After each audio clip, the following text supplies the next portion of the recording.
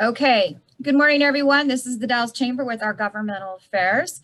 And today we have our guest is County Commissioner Scott Hege. But before we bring him on to start talking, we're going to go around the screen instead of around the room and do a short introduction of who you are so Scott knows who's in the room, just in case he hasn't met you.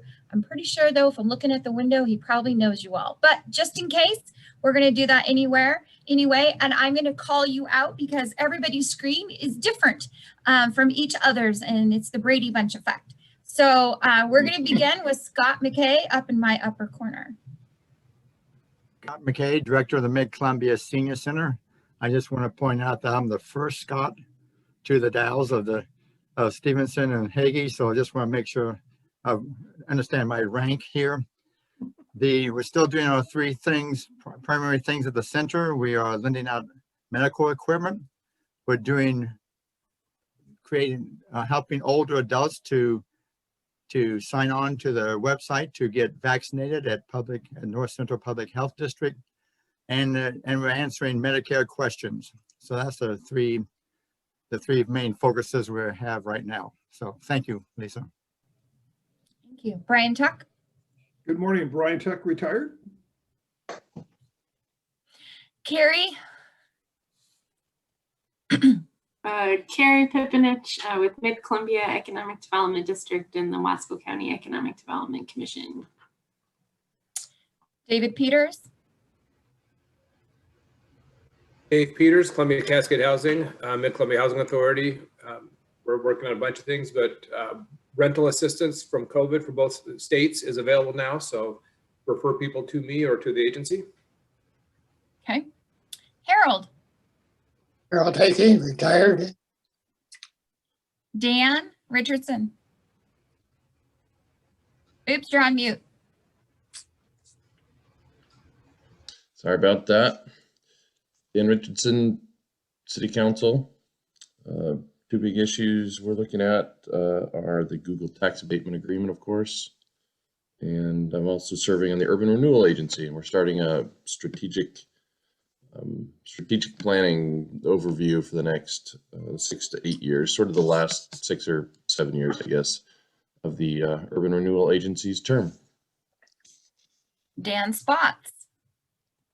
Morning, everybody. Dan Spots, Columbia Gorge Community College. Sharon. Sharon Thornberry. I'm the manager of Columbia Gorge Food Bank. We continue to serve a lot of people. It's the last time, I haven't been on this call yet. We've expanded throughout Wasco County. We have pantries in Maupin, Dufur, and Wamak.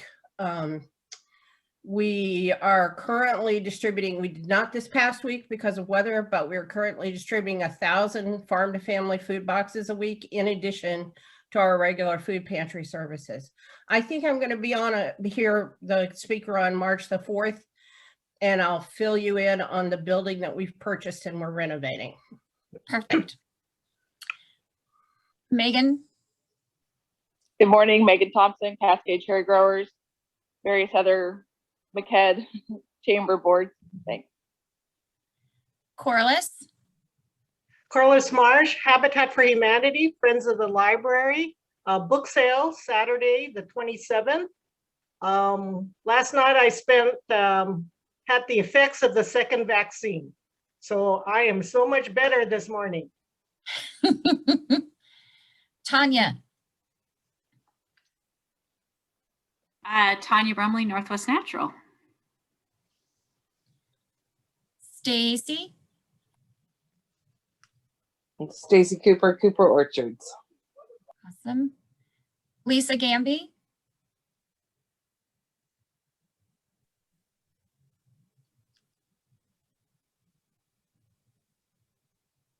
We're not hearing you if you're talking. I know her signal is weak out there, so Lisa's with Wasco County. Welcome. Scott Stevenson. Good morning. With the Dalles Arts Center, Excited to be with you this morning. We are having two big events. We've got a exhibition right now of prints from Oaxaca, Mexico, that were produced in a studio down there that was attended by Abigail Miracle. And she will be doing a live stream next Thursday at 9:30 in the morning. We'll record that and have that if you're not able to attend. And then next week, we're going to be putting up the student artwork that we collected. So instead of having it at the art center, we're going to put it downtown in the windows. So we're very excited about that. We teamed up with Main Street. Last year we did 12.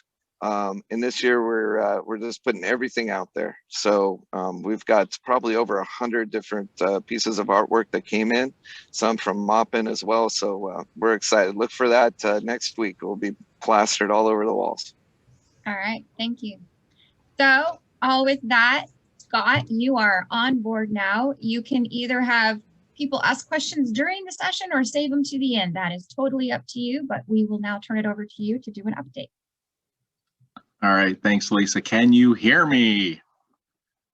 All right. If hopefully you can let me share screen. If you have to let me do that, I just would a couple things I might want to show, or we might want to show. I appreciate the opportunity to be here. I was going to say I know everybody here, but there was a couple people I don't think I've ever met in person. So very nice to meet you. I thought what I'd do today, and I apologize for Dan mostly, but what I thought I would do is talk a bit about the Google project, or the plans for the Google project. And part of the reason, or the main reason, would be is because I want everybody to really understand what's happening, what's behind it, the differences, because you as kind of community leaders can help kind of convey this information out to make sure people understand. As many of you will know, there are people in our community who are not exactly the biggest fans of Google. They have different opinions. And they are my initial reaction from some of these people has been like, oh, here we go again, another one of these things. And so I think it's important to understand kind of the differences between what we're looking at now and and what kind of we've done in the past. Not that what we've done in the past has been bad, but what's been happening with these, let's just call them deals, because that's really what they are, but the deals have been getting better every single time. The first deal that was made back in 2006 or 2008, I don't remember exactly. It was a long time ago. And it was the first time, if you can imagine, if you put yourself back in that period of time, we had nothing, I mean, from the standpoint of, this company and this project. So the deal that they made at the time was kind of relative to that period of time and relative to where the community was and what our goals were and everything else. So they made a deal. I think that looking at it today, it's pretty easy to say that was a horrible deal.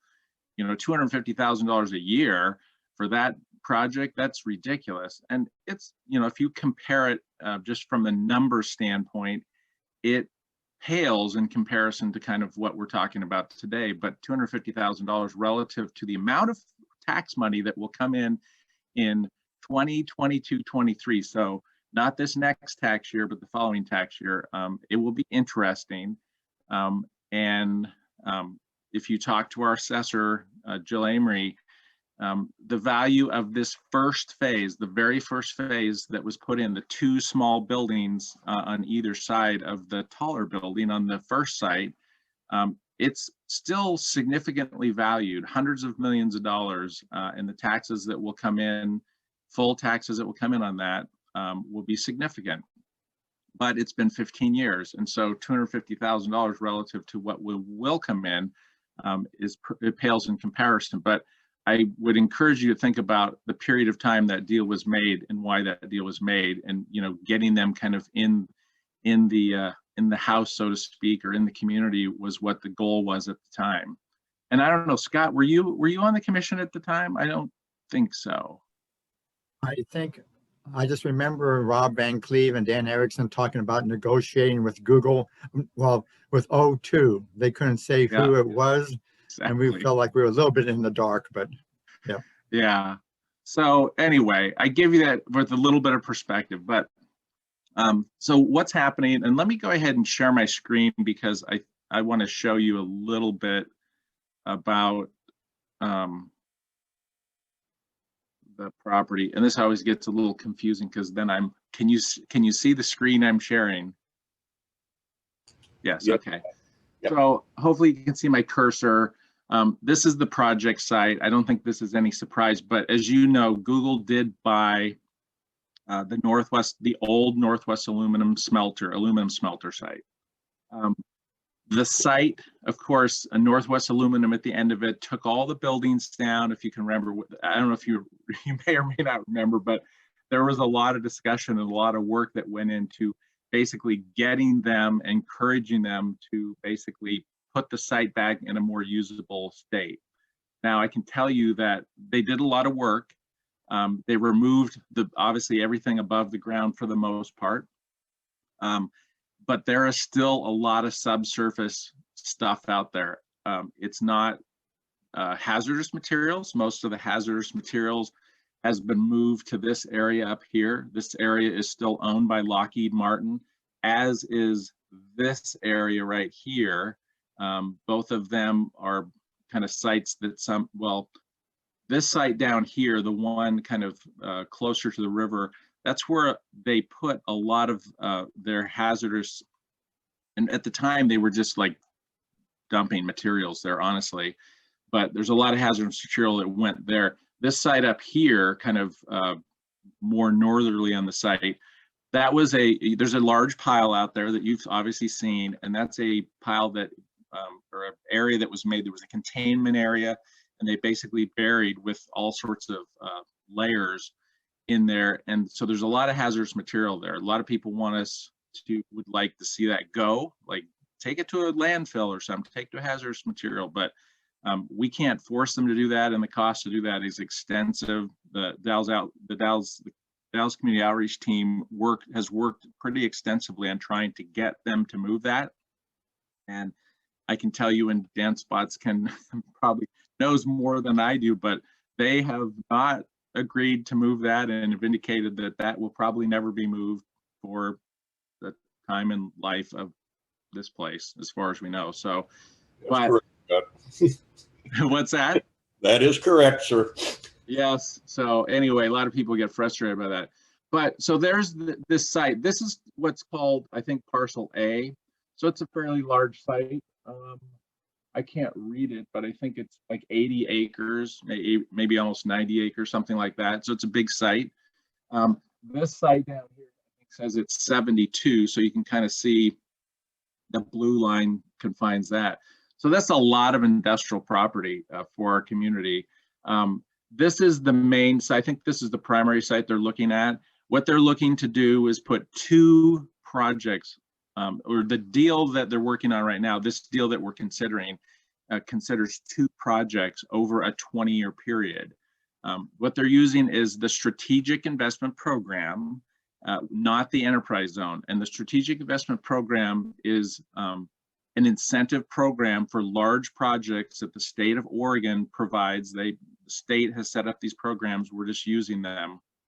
But this program is substantially different because instead of all of the value of the investment being exempted for the entire time period, a portion of that property goes on the tax rolls immediately. Well, immediately meaning when, like all projects, when the project is completed. So as soon as that project is done and they get a certificate of occupancy, at that point in time, a portion of the value goes on the tax rolls, which means that that portion, which is, it depends on the size of the project, it's either 25 million if it's below a half a billion dollars.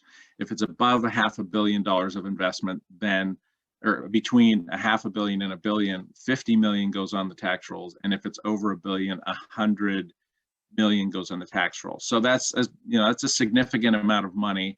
It's not the full amount, but when it goes on the tax rolls, the good thing is, and this has been one of the concerns, or one of the frustrations, is that all of the taxing districts in this area do not get any direct taxes from the project. But in this case, under strategic investment program, part of that project will go on the tax roll, and full taxes will start to come immediately. So that's how the strategic investment program. The second component of that is there's a community service fee that is required. So strategic investment program is very prescriptive versus the enterprise zone, which is kind of wide open, and you can negotiate whatever you can. They get an exemption of between 7 and 15 years, but what you can negotiate for is wide open. In this case, it's not, because some of it goes onto the tax roll immediately, and then the next portion is a community service fee, and that is 25% of what would be normal taxes on the project, up to $2.5 million a year. So in this case, it'll probably be $2.5 million, but so that also is a fee that has to be paid to the community. And it's different than the first component of the taxes, because it has more flexibility, but it also has to be agreed on by all the taxing districts in that area. Have to agree on how those funds are used. So the taxing districts in that area, let me see if I can find, now I've got this thing set up weird. Zoom to, let me try that. It didn't work. Let me get off. Sorry, user error. I don't want to be in.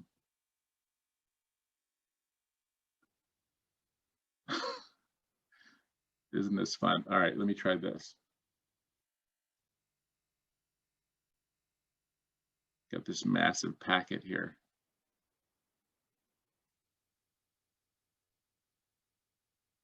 There we go. So these are the taxing districts that are in the area.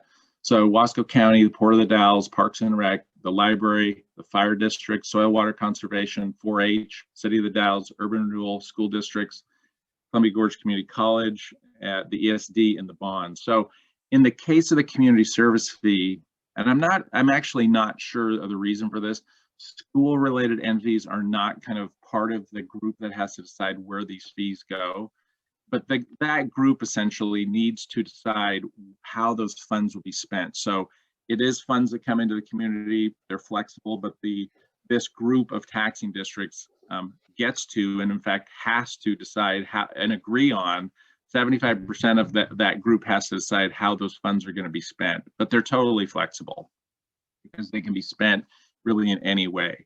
What we found in the past, sometimes to take money like this and put it into the schools to kind of into their budgets for education is problematic, because then the state can actually use that as a balancing and actually send them less state money because they get some local money. So there's some issues there.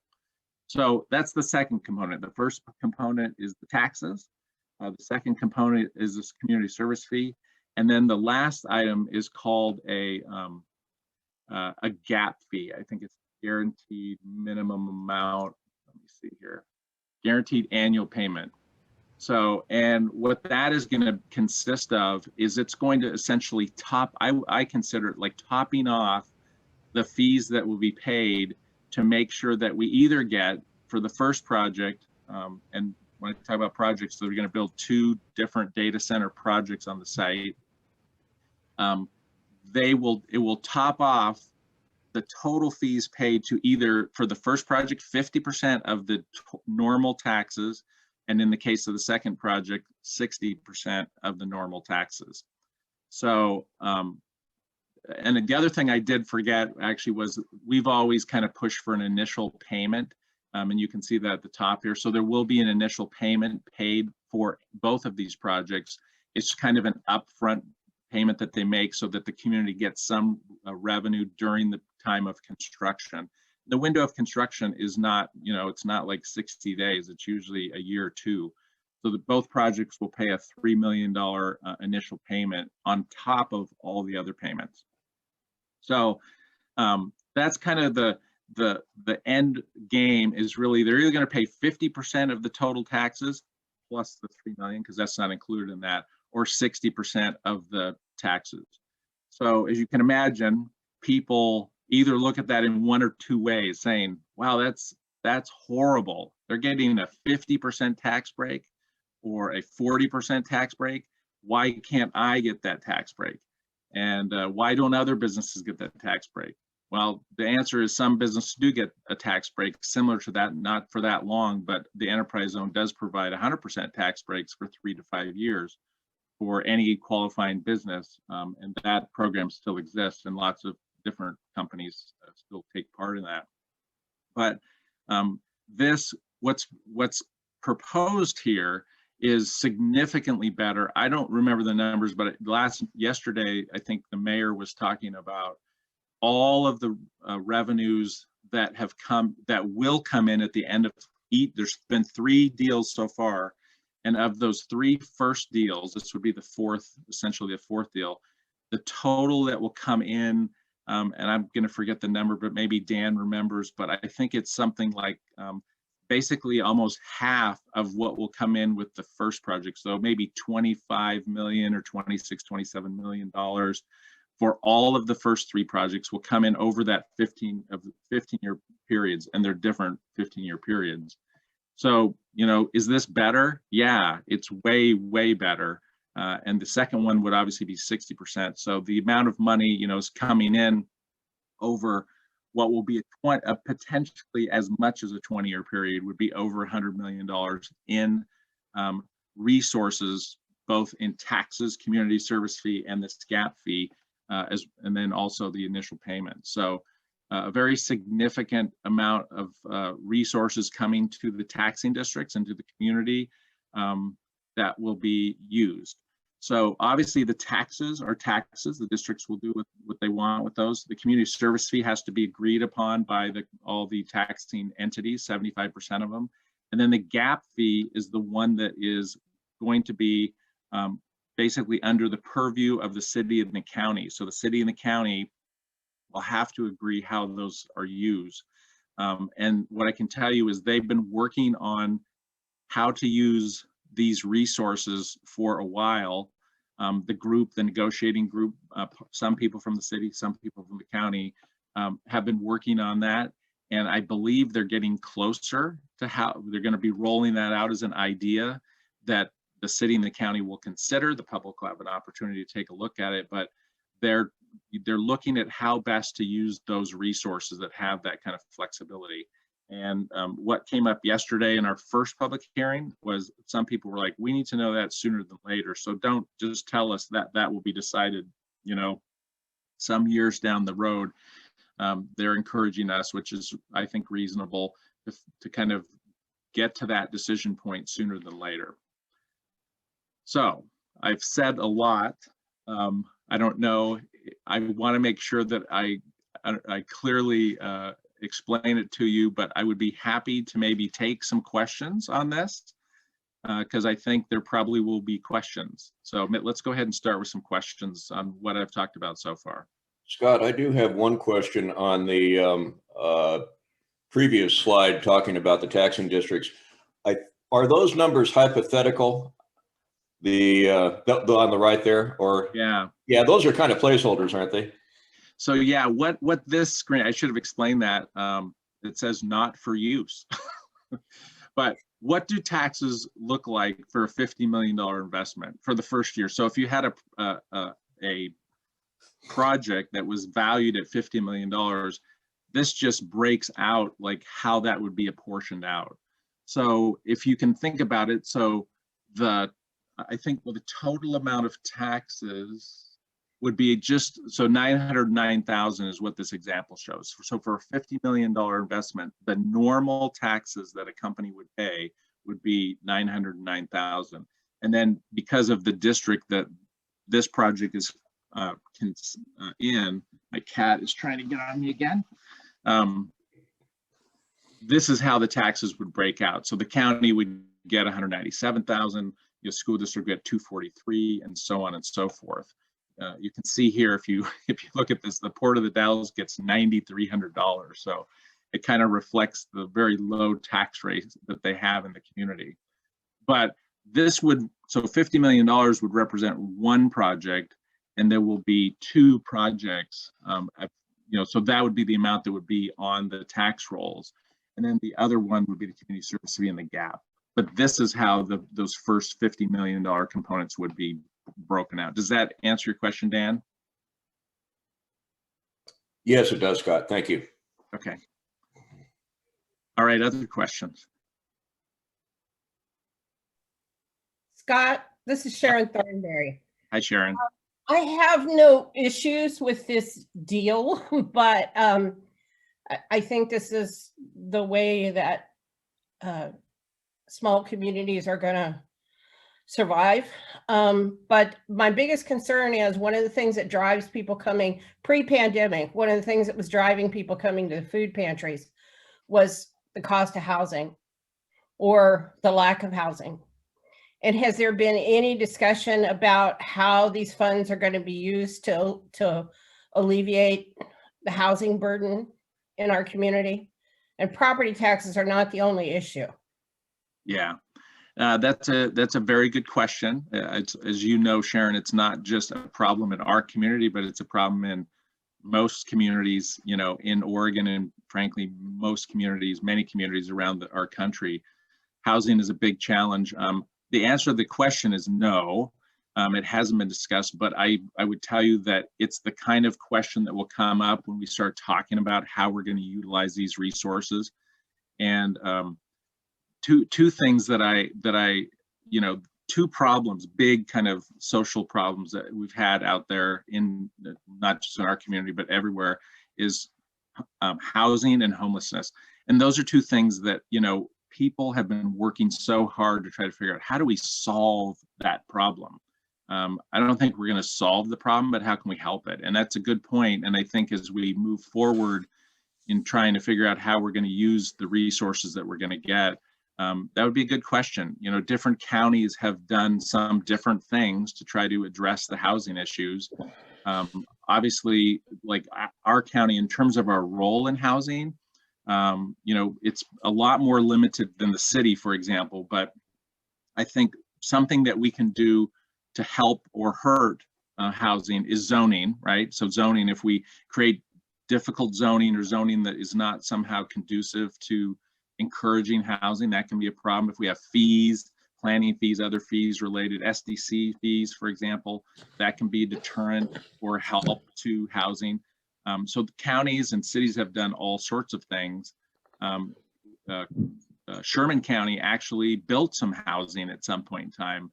Didn't exactly work out like they had hoped, but I think that discussion is obviously going on. And if you know the solution to the housing problem, and lots of people have ideas, but we're going to need that input kind of going forward, not just in the case of this, but I would say in the case of most things, we're going to need housing. But it's definitely, I think it will be on the list of how can we do that. I think what I understand, and I haven't seen anything on this, but what I understand is a lot of these resources will go to a pool, and that pool of money will have a way that it can be accessed so people can apply to use those funds.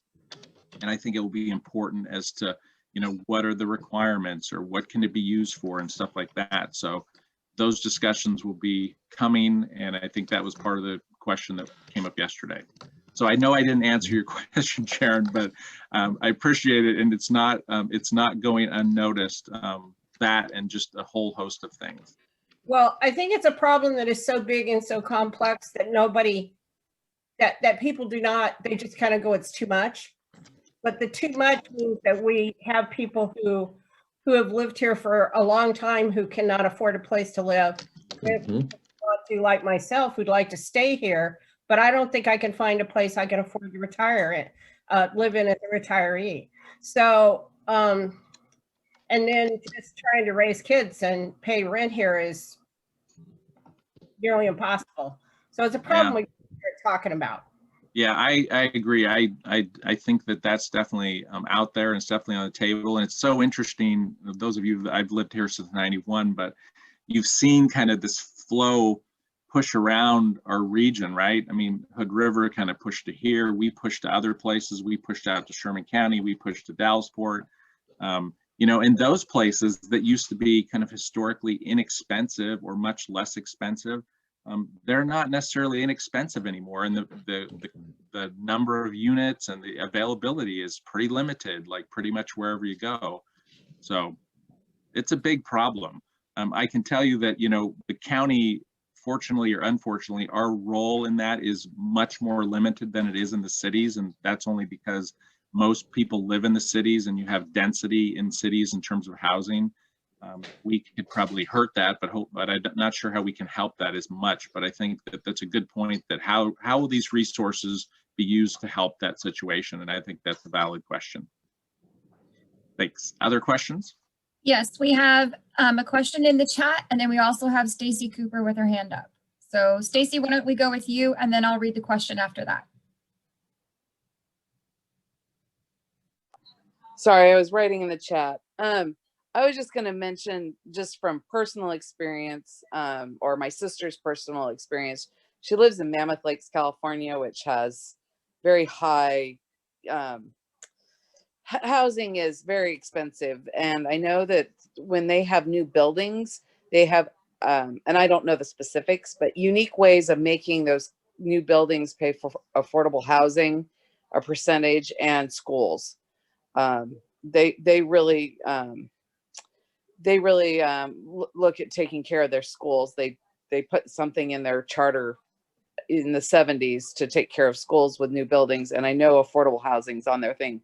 So you might take a look at Mammoth Lakes, and I'm sure you've taken a look at it all, lots of places, ways of they're doing their tax base. But I know that city has a way of emphasizing those two areas. So it might be just a good place to look.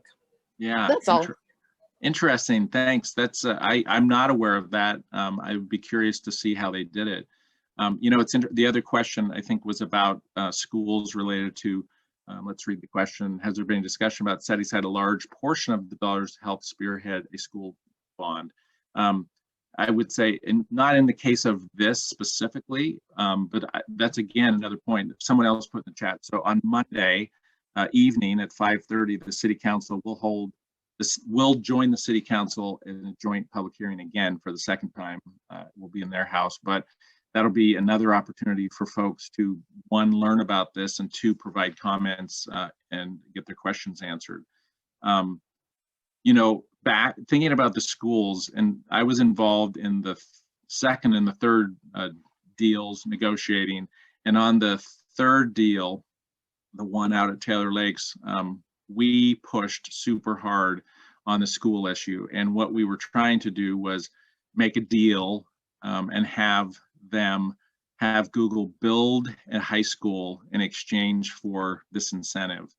And we worked really, really hard on that issue, hoping to get them to essentially do that. We thought it was, you know, thought there were a whole bunch of reasons why that made some pretty good sense, but it was our goal to try to get a high school for the community. And if we could do that, kind of, instead of having a bond to build a new high school, if we could get, you know, them to do that in exchange for this incentive.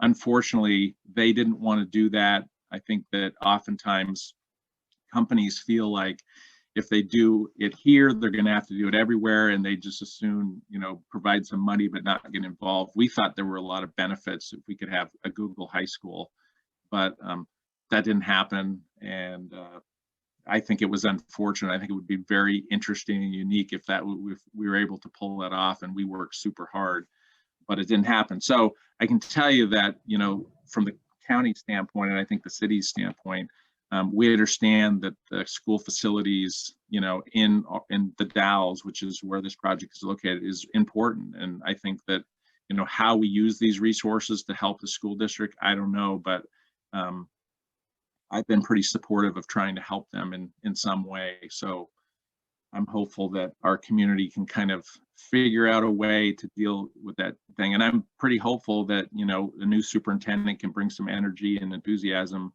and some leadership into the community that will kind of get folks on board. I've seen it, you've probably seen it as well. I mean, the person, the cheerleader at the top can make a big difference, and maybe that will happen here. I hope so. Dan, you have a question? A comment, is that fair? Fair. Thank you, Scott, for sharing the numbers and for bringing this presentation this morning. That's great. We need to get this out. In my opinion, it needs to be a bit of a community conversation. That was really my comment to people here is, you know, look, it's complicated, sort of a multifaceted conversation going on at different levels regarding, you know, whether this is a good idea or a good deal, but also assuming if it were to, you know, be approved, what are the ramifications and how do we make best use of it for our community? And that's an ongoing, sort of a live conversation. And I would, that was me who put the, I encourage people comment in the chat. I put my cell number. You know, if you have strong opinions about this or questions, I encourage you to reach out. Even comments at the county commissioners meeting yesterday, well, they may or may not have affected sort of the, you know, the likelihood of this thing being passed by the county and the city.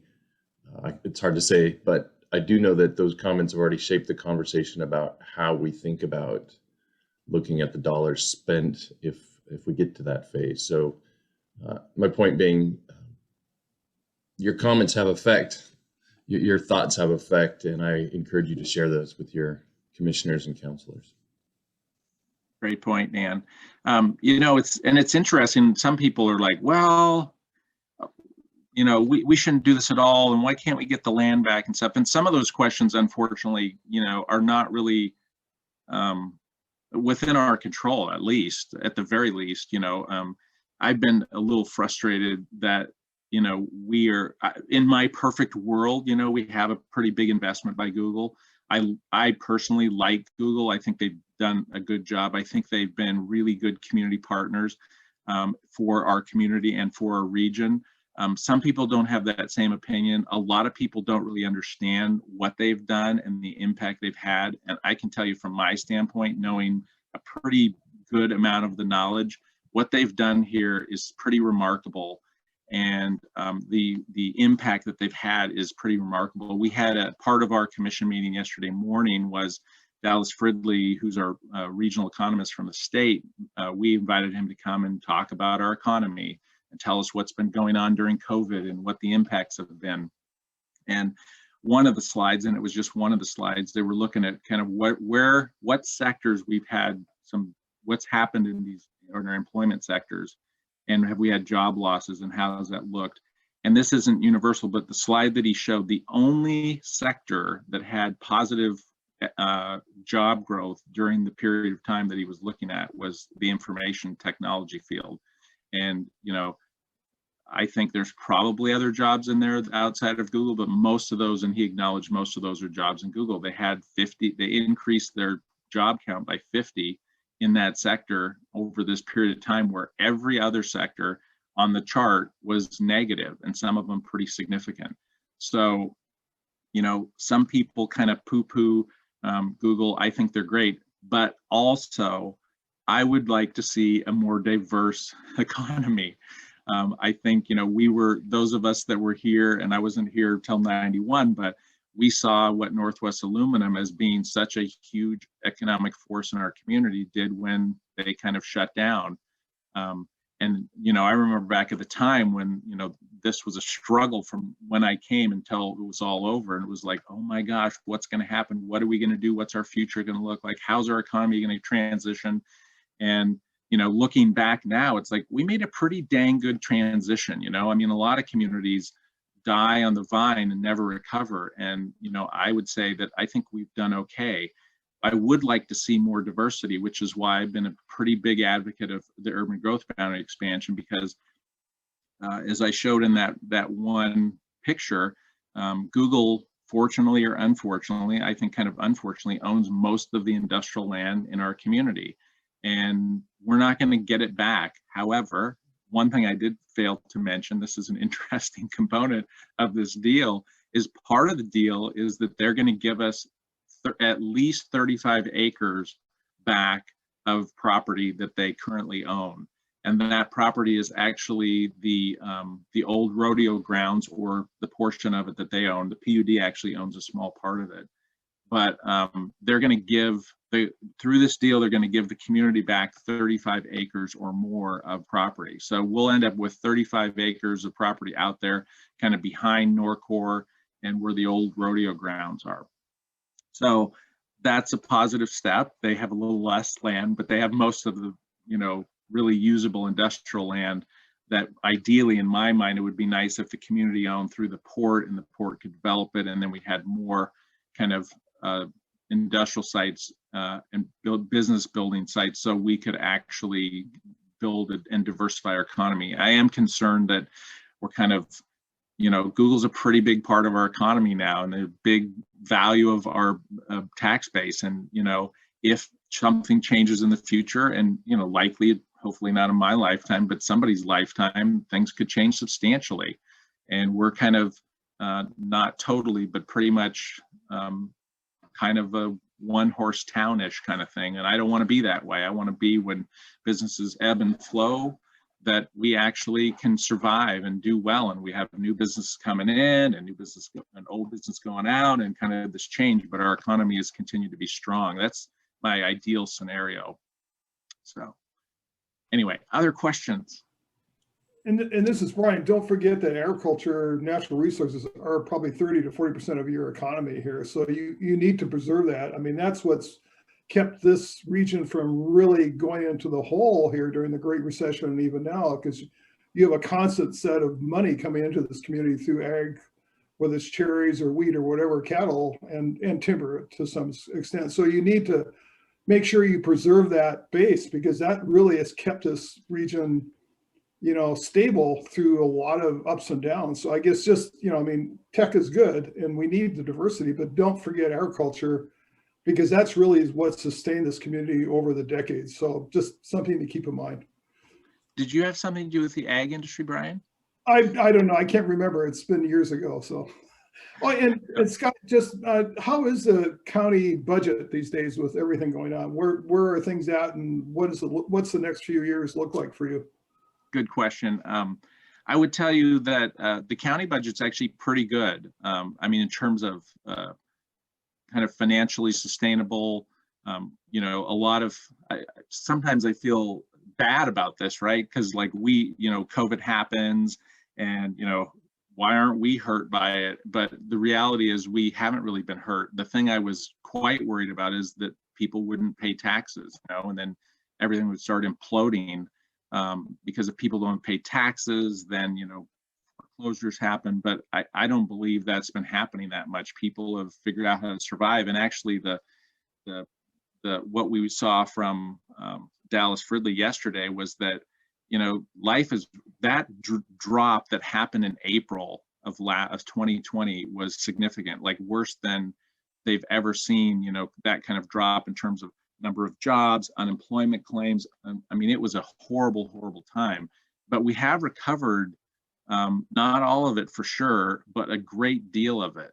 And so even though like people are certainly struggling a lot, a lot of us have scrappily figured out, the businesses have figured it out, the employment numbers have come back up. And I'm not saying it's easy or it's over, because it's definitely not, but overall, I think that things are, pretty good.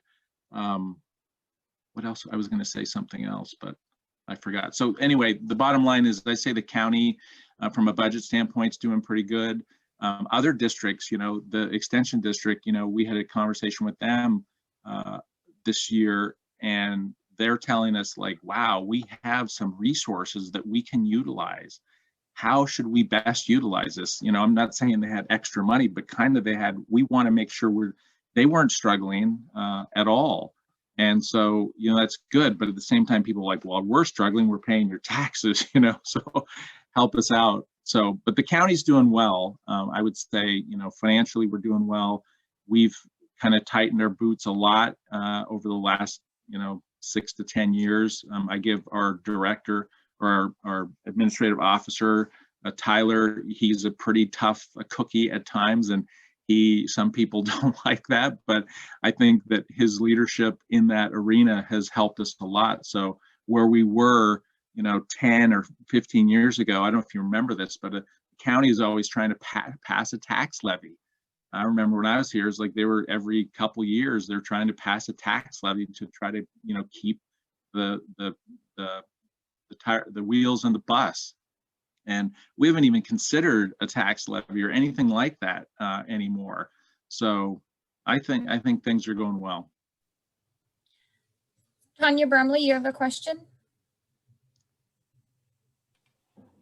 Yeah, actually, I have a couple questions. So it's kind of twofold. One is when you guys are talking to Google, they've done deals in other states. I'm just curious. Obviously, we have no control over state law, but on a small level, we don't. But does the team look at these other states and what things have been negotiated just to make sure we're not leaving anything on the table? That's a good question. I can't respond to that, because I'm not on the team anymore. I was for a number of years, but we kind of made a switch there. I can tell you when I was on there, I was scouring everywhere because I always seemed like, that's the one challenge I would say has been difficult to negotiate with Google is they are, I wouldn't say they're pretty secretive. I mean, when they came here, we didn't even know who they were. They wouldn't tell us who they were. And Andrea Kloss and I remember clearly walking down the steps of the port, talking with their people at the time that were their head negotiators. And they told us, no one will ever know who we are in this community. That was at the beginning, that's really what they thought, is that no one would ever know who they were. Like today, we would still be this mystery, like who they are. So they have been challenging to negotiate with, but when I was on it, and I'm sure other ones, I mean, I go and look everywhere. I actually still today track them on Google Alert, with any kind of information that's constantly coming to my email box to what's happening here, what's happening in North Carolina, what's happening, in Ohio or all over the place, what's happening all over the world. So yes, I definitely did, because I think it's important for us to understand. Like the last deal that we did, was a cubic volume deal. Like they had to pay us a certain amount of money for all the cubic volume. I mean, I don't think anyone's done a deal like that. Maybe that was good or bad, but we wanted to make sure we got, paid for every, square inch of their cubic inch of their building space. So yes, the answer is yes. I think I did for sure, and I'm pretty sure others do. Okay, great. Well, and the second question is, and this is just more personal, as you come around the bend heading into the Dalles from the Hood River, it's really quite not aesthetically pleasing to see that building. And so my question is, for future buildings, is there anything we could do to make them a little bit more aesthetically appealing, especially since it's going to be near the highway, and maybe have some sort of art component or something, maybe they're even murals? It just so it's not so industrial looking, I guess. I don't know, just something a little better to look at. Yeah, it's interesting.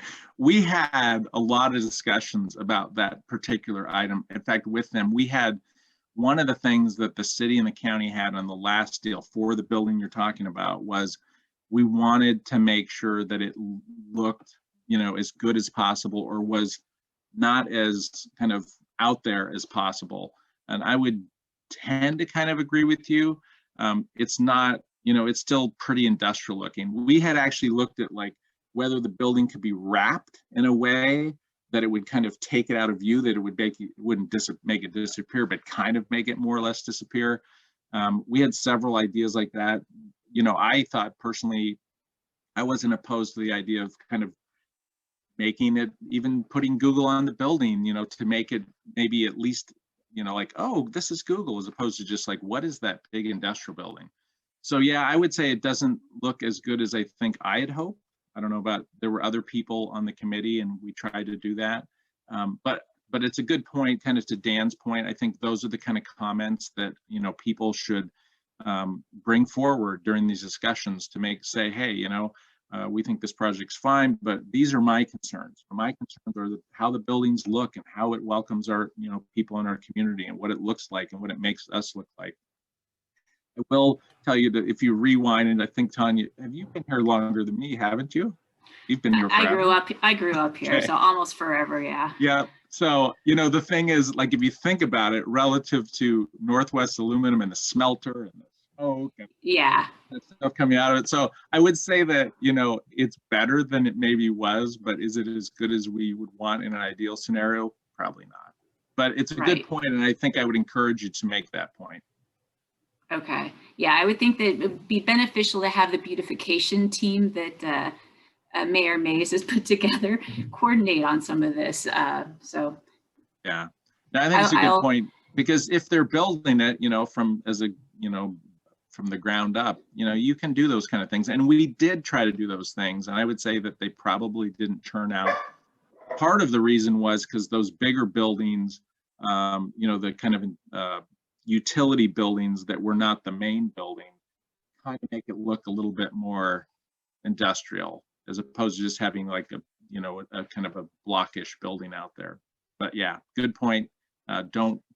Don't let those thoughts die, and make sure you come, on Monday. And I think it would be good. It's like, let's try to do all we can to make it as good as we want. And I think Google needs to hear that as well. And I think they want to make it look good, and they're not going to spend, $50 million to make it beautiful, but if they're building it, we can make it look as good as we can. Other questions?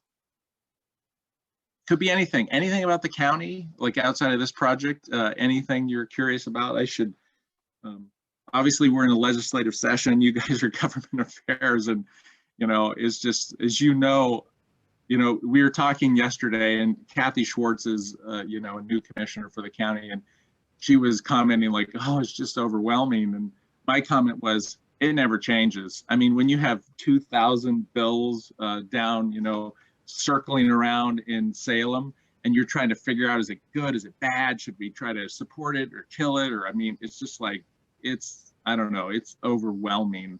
And I think the chamber, to Lisa, I think the chamber's done an outstanding job from a business standpoint of trying to kind of monitor with the state chamber and try to get information out to everybody, because, that one of the biggest things I advocate on is that if our community is not economically healthy, and our business community in particular is not thriving, then the opportunity for us to do all the things we want to do as a community, socially or whatever, it's just exponentially more difficult.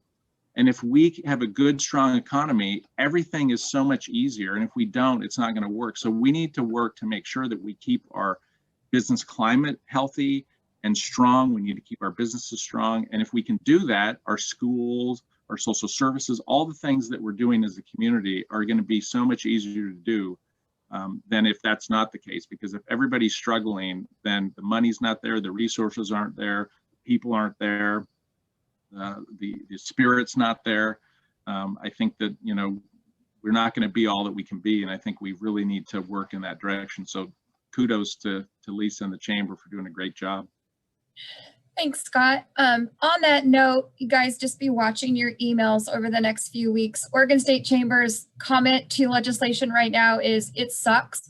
And so there is so many things that are out there that are not to the benefit of our small businesses, and they're watching them like a guard dog and making sure and seeing where that direction goes. I cannot imagine what our representatives and our legislation do at Salem during this time. I would go bonkers.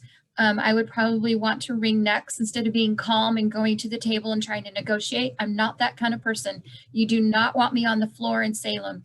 I'll be in trouble or jail. But the Oregon State Chamber is working really hard. We're trying to figure out what is a priority, what's not, what's worth battling, what's not worth battling. So we're trying to get that information together, and we'll get that out to you as soon as we have a little bit more sense. It is a push for some issues, but it seems to be a little bit slower process. I think part of that is because of the platform they're doing it on with the Zoom and the public hearing sessions and how you can actually testify.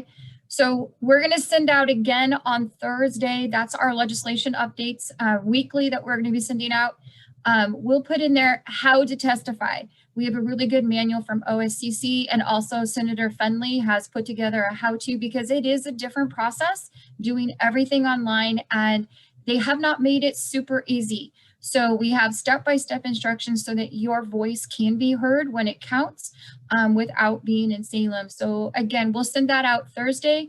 I will probably be sending out the watch list that OSCC has put out and what they're in favor of and what they're not in favor of. It does not mean that it always aligns with our chamber, but it's pretty close, because their number one priority is small business. And then their next priority is all the rest of the businesses. And then everything else comes after that. So we'll put that out just so you're informed of what they're watching and how that's working. It is a crazy process. Like I said, it's a good thing I'm not down there. But Dan, you have a question? Yeah, Lisa, thank you. And actually to Scott, for awareness, the rollout on this has been kind of haphazard this past week, but a couple of us were approached by Kate Franco from Google regarding a proposal to the EDA, and we're still kind of reviewing slide deck. It's really to the outreach team, and what we need to do is somehow gather folks together in short order. So that's what I'm attempting to orchestrate, and frankly, not doing a very good job of it so far. So I sent you a slide deck. I hope to catch up sometime today, tomorrow, depending on your schedule. We can talk. Okay. Yes, I'm available. I'll connect with you for sure. Thank you, sir. And maybe just in closing for me, I just encourage folks to come to the meeting, to the city council meeting on Monday, 5:30. Like Tanya, your comments are going to be great. I think that's something that should be out there in front, so that we put that as a key component. We want to do all we can do to make it look as good as we can. So, but anything else you have, concerns you have, and as Dan said, my cell phone's on our website, and we're available like all the time. And so even if you didn't want to talk here, give me a call, let me know, because I think it is important, and we do listen, and it can change how things come. I think the most important part of this is, if it happens and we go forward, how are these resources going to be used to benefit our community? And that's in our court completely. Ours meaning the community, the taxing districts, and the folks on the council and the county commission. So thanks for your time. Scott, thank you so much. I appreciate you just being here and being transparent with what's going on. And we will put in our Thursday legislation update also the information for city council, so that you have that Zoom link and information. I'll make sure I have the latest from Izetta to send out to you, and I'll include you guys on that mailing list. With that, have an amazing day. We're almost to the weekend, and thank you guys for all being here. It's just amazing to see all of the community care and passion that we have for the betterment of Wasco County. So thanks, and take care, everyone. Take care. Bye-bye. Bye-bye.